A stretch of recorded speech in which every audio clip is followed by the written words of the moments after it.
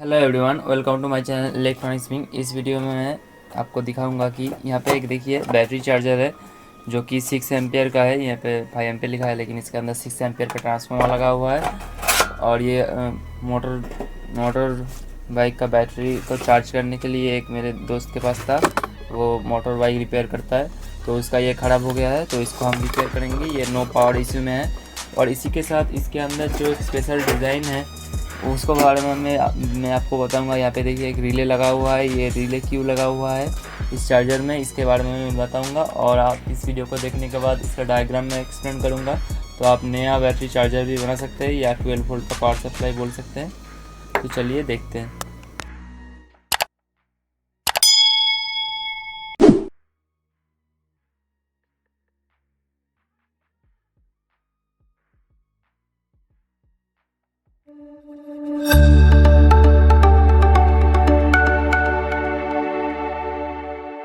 दोस्तों, अभी तक आपने मेरे चैनल को सब्सक्राइब नहीं किया है तो जल्दी से सब्सक्राइब कर लीजिए, साथ ही साथ बेल आइकन को भी दबा लीजिए और वीडियो को लाइक कर दीजिए।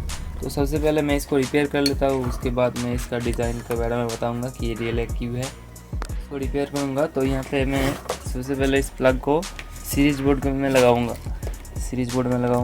मैंने इसका सीरीज बोर्ड कैसे बनाया है वो आप जानना चाहते हैं तो मेरे पास एक स्पेशल बोर्ड है। इसमें आपका DC 300 वोल्ट, AC 230 वोल्ट और AC सीरीज़ कनेक्शन है। तो उसके बारे में आप जानना चाहते हैं तो मैं बता दूंगा, कमेंट कीजिएगा। तो देखिए यहाँ पे कोई भी पावर नहीं है, यहाँ पे ये फ्लैशिंग भी नहीं कर रहा है और पे इंडिकेटर भी ग्लो नहीं कर रहा है। तो यहाँ पे मैं एक लैंप को कनेक्ट करके दिखाता हूँ आपको। ये मोटर बाइक का ही लैंप है, तो ये जब सप्लाई आएगा तो जलेगा। तो देखिए यहाँ पे एक लैंप को मैंने कनेक्ट कर दिया लेकिन ये नहीं जल रहा है, तो इसके अंदर कुछ पावर का प्रॉब्लम है। तो ट्रांसफार्मर ख़राब होने का चांसेस बहुत कम है क्योंकि इसके अंदर फ्यूज़ लगा हुआ है और ट्रांसफार्मर जल्दी ख़राब नहीं होता। ज़्यादातर वायर और फ्यूज़ उड़ जाता है। तो पहले मैं स्विच बोर्ड से प्लग को निकालता हूँ, जो इसका फ्यूज़ है इसको मैं चेक कर लेता हूँ। सबसे पहले यहाँ पे AC पे एक फ्यूज़ लगा हुआ है, यहाँ पे प्लग से सप्लाई हुआ है। ट्रांसफार्मर के साथ सीरीज़ में एक फ्यूज़ लगाया हुआ है और एक इंडिकेटर मेन से लगाया हुआ है। तो यहाँ पे मेन सप्लाई नहीं आ रहा है तो फ्यूज़ भी उड़ सकता है। तो मल्टीमीटर से कंटिन्यूटी मोड पे फ्यूज़ को चेक करना है। तो फ्यूज़ को चेक करने के लिए तो देखिए यहाँ पे देखिए फ्यूज़ को मैं चेक करता हूँ। सबसे पहले यहाँ पे फ्यूज़ हमारा सही है, तो उसके बाद हमारा डाउट जाता है इसका वायर में। उसके बाद अगर देखते हैं कि वायर सही है, फ्यूज़ सही है, उसके बाद ट्रांसफार्मर भी ख़राब हो सकता है। तो वायर को एक बार चेक कर लेंगे। वायर को चेक करने के लिए क्या करना है, दोनों तरीके मैं बताऊंगा, एक कूल टेस्टिंग एक हॉट टेस्टिंग। तो सबसे पहले मैं कूल टेस्टिंग आपको बता देता हूँ, उसके बाद हॉट टेस्टिंग बताता हूँ। तो पहले मैं ट्रांसफार्मर को चेक कर लेता हूँ। देखो यहाँ पे ट्रांसफार्मर पे क्या है, देखिए यहाँ पे कॉमन 210 वोल्ट, 230 वोल्ट, ये 3 टेपिंग है, ठीक है। तो मैं रीडिंग चेक कर लेता हूँ ट्रांसफार्मर पे पहले। तो यहाँ पे मैं कॉमन पे एक प्रोब लगा देता हूँ, तो 210 वोल्ट पे भी मेरा एक रीडिंग आएगा और 230 वोल्ट पे टेपिंग पे भी रीडिंग आएगा। तो यहाँ पे देखिए यहाँ पे 40 ओम, सॉरी यहाँ पे ओम पे देता हूँ, हाँ। तो यहाँ पे हमारा 40 ओम और यहाँ पे हमारा 43 ओम। तो यहाँ ट्रांसफार्मर सही है, ट्रांसफार्मर में कोई दिक्कत नहीं, ट्रांसफार्मर का रीडिंग सही है, ट्रांसफार्मर सही है। उसके बाद ये वायर में मुझे दिक्कत लग रहा है क्योंकि वायर बहुत ही पुराना हो चुका है, पतला है, तो थोड़ा सा मोटे वायर यूज़ करना चाहिए। तो यहाँ पे देखिए मैं कंटिन्यूटी मोड पे आपको चेक कराता हूँ।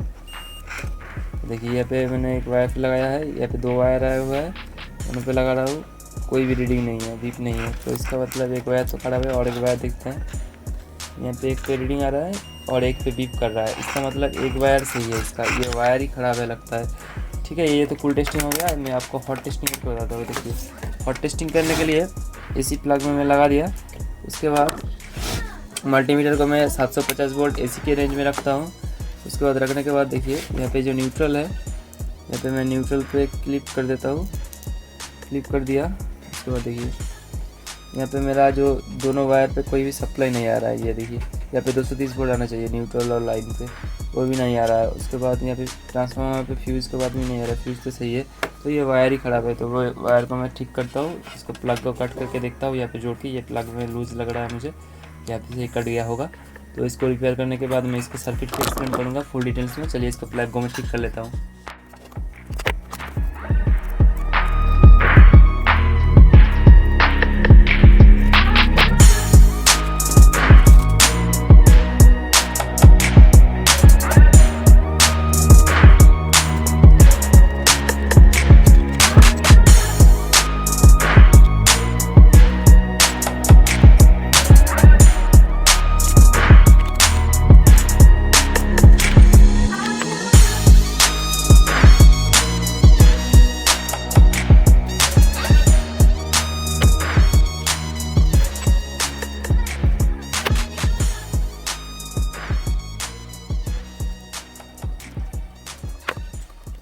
मैंने इसका वायर जो है तो ठीक कर लिया, यहाँ पे प्लग को अच्छे से लगा दिया है और टेप भी लगा दिया है जिससे कि ना टूटे आपस। तो इसको मैं सीरीज बोर्ड में लगाता हूँ। अभी देखिए मैंने यहाँ पे एक लैम्प कनेक्ट करके रखा है, ये जल रहा है। इसका मतलब ये सर्किट मतलब इसका चार्जर सही हो चुका है। तो इसके अंदर जो रिले है इसका काम मैं आपको बताता हूँ। यहाँ पे देखिए आपका मेन का लाइट जल रहा है यहाँ पे, तो ये इस पे लाइन आ चुका है। अभी इसका जो लोड है ये भी जल रहा है। तो इसका जो सर्किट है इसके अंदर मतलब रिले है, इसका काम क्या है यहाँ पे देखिए आपको समझ में आ जाएगा। अगर आप इसको शॉर्ट सर्किट करते हैं, यहाँ पे देखिए आप इसका अगर शॉर्ट सर्किट करते हैं तो कुछ इस तरीके से ये अपने आप को प्रोटेक्ट कर लेता है। ये शॉर्ट सर्किट प्रोटेक्शन के लिए है ये रिले। तो ये काम कैसे कर रहा है मैं आपको दिखाता हूँ। इस तरीके से अपने आप को बचा लेता है शॉर्ट सर्किट प्रोटेक्शन। मैं दिखाता हूँ आपको, इस तरीके से ट्रीट करता है, मतलब लाइन को कट कर देता है, आउटपुट का फ्लक्चुएट करता है। तो इससे एक ट्रांसफार्मर हमारा बच जाता है और एक सिग्नल चला जाता है यूजर के पास कि यहाँ पे शॉर्ट सर्किट हुआ है। तो चलिए इसका वर्किंग देख लेते हैं, ट्रांसफार्मर से कैसे कनेक्शन हुआ है।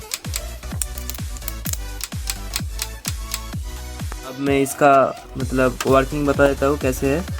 तो यहाँ पे देखिए ये ट्रांसफार्मर का जो टेपिंग है मैं आपको दिखा देता हूँ। सबसे पहले ये कॉमन टर्मिनल है सिटी जो लिखा हुआ है और दोनों तरफ 606। इसका टोटल देखिए 5 टर्मिनल है, 1 2 3 4 5। तो यहाँ पे 5 टर्मिनल है, ये आपका कॉमन है और ये 6 है, मतलब यहाँ पे तीनों आप लगेंगे तो 606 और ये दोनों वाला बड़ा वाला है, 12 606 एक साथ ही आप सब कर सकते हैं। देखिए यहाँ पे आप देख पाएंगे 606 12 तो यहाँ पे क्या किया गया है, यहाँ पे जो कॉमन टर्मिनल है इसको नेगेटिव की तरह लिया गया है। यहाँ पे जो हमारा central tap full bridge rectifier होता है, central tap full wave rectifier का डिज़ाइन किया गया है। दोनों डायोड को पैरेलल में यूज़ किया गया है। टोटल 4 डायोड यूज़ किया गया है। एक डायोड की जगह पे दो डायोड को पैरेलल के लिए यूज़ किया गया है, क्योंकि यहाँ पे जो डायोड होता है ये हमारा 4 एम्पियर का लगा हुआ है। तो यहाँ पे 4 2 डायोड एक 8 एम्पियर का हो जाता है। ये 6 एम्पियर का ट्रांसफार्मर है। शॉर्ट सर्किट करंट बहुत ही ज़्यादा होता है। तो यहाँ पे एक सेफ्टी पॉइंट ऑफ व्यू से हमारा जो है आपको यहाँ पे दिया गया है। तो मैं इसका शॉर्ट सर्किट करंट दिखा देता हूँ आपको, उसके बाद मैं आपको और डिटेल में बताता हूँ कि इसका सर्किट का वर्किंग मतलब रिले क्यों लगाया गया है, रिले कैसे काम कर रहा है। तो यहाँ पे देखिए मैंने यहाँ पे मेन सप्लाई पे लगा दिया है, यहाँ पे सप्लाई भी आ रहा है। तो इस पर मैं अपना जो मल्टीमीटर है इसको एम्पियर के मोड में सेट करता हूँ 100 एम्पियर में, और यहाँ पे नेगेटिव से नेगेटिव में लगा देता हूँ। देखिए यहाँ पे नेगेटिव से नेगेटिव लगा दिया है, और जो पॉजिटिव वाला है उसको एक पेचकस से लगा देता हूँ। लगा के मैं यहाँ पे मल्टीमीटर पे लगाता हूँ, आपको दिखाता हूँ। देखिए कितना शॉर्ट सर्किट एम्पियर देता है। यहाँ पे देखिए पेचकस से 18 एम्पियर, मतलब आप समझ सकते हैं कितना ज़्यादा एम्पियर दे रहा है। लेकिन ये 6 एम्पियर का ट्रांसफार्मर है। 18 एम्पियर क्यों दे रहा है, क्योंकि ये शॉर्ट सर्किट करंट है। नॉर्मल ऑपरेटिंग करंट इसका 6 एम्पियर है, तो 18 एम्पियर का शॉर्ट सर्किट करंट है। तो यहाँ पे उसके बाद वर्किंग में बताता हूँ। यहाँ पे क्या किया गया, central tap full wave rectifier बनाया गया है।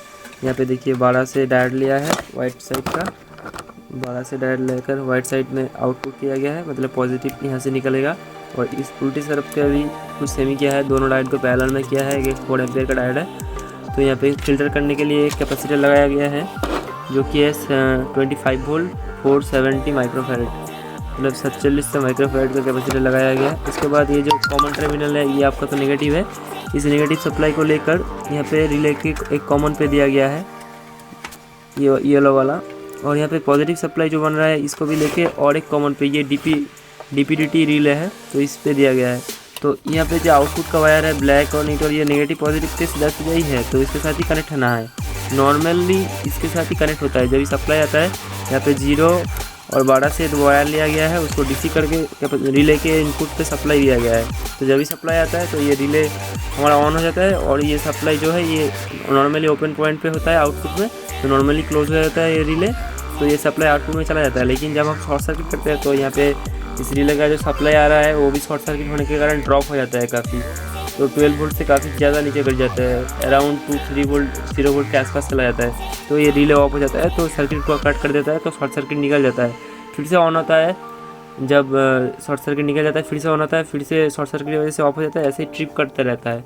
तो इस तरीके से इसमें एक स्पेशल डिज़ाइन किया गया है, मतलब एक इम्प्रूव वर्जन बोल सकते हैं। तो इसके अंदर ये शॉर्ट सर्किट प्रोटेक्शन दिया गया है। ये काफ़ी इंटरेस्टिंग सर्किट है।